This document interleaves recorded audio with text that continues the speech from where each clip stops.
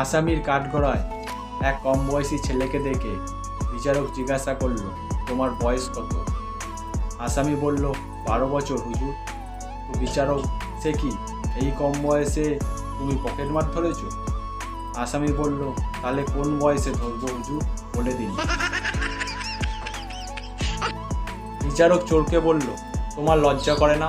আগের বারে একটা টিভি চুরি করে 2 বছরের জন্য জেলে গিয়েছিলে। কি করবো হুজুর, আগেরটা তো সাদা কালো টিভি ছিল। এক ছেলে তার মাকে নিয়ে ডাক্তারখানায় গেল। ডাক্তারখানায় যাওয়ার পর ডাক্তারবাবু দেখে বলল, মায়ের তো অনেক বয়স হয়েছে, তাই শরীরটা খারাপ। আমি ওষুধ দিচ্ছি, তুমি এটা ভালো করে ঝাঁকিয়ে তারপর খাওয়াবে, বুঝলে? ছেলে বলল, হ্যাঁ বুঝেছি।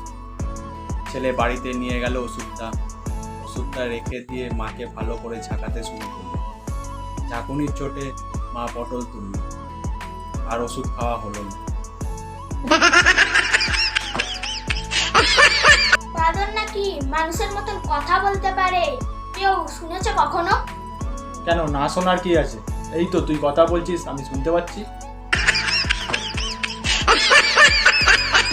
আমার এক বন্ধু আমাকে জিজ্ঞাসা করলো, 50খানা আরশোলা, 150খানা টিকটিকি, 1000 মতন মাকড়সা কোথায় পাওয়া যাবে? আমি বললাম, কেন, কি করবি? বন্ধু বলল, পুরনো বাড়িটা ছেড়ে দিচ্ছি, নতুন ফ্ল্যাটে উঠবো। তো আগের বাড়িওয়ালা বলছে আমার আগের মতন জিনিস সব করে দিতে, তাই আরশোলা মাকড়সাগুলো ছেড়ে দিয়ে যাব।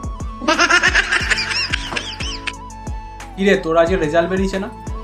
হ্যাঁ, কেন? তো ভূগোলে কত পেয়েছিস? ভূগোলে আমি মনীষার থেকে 15 নাম্বার কম পেয়েছি। তো মনীষা কত পেয়েছে? মনীষা 15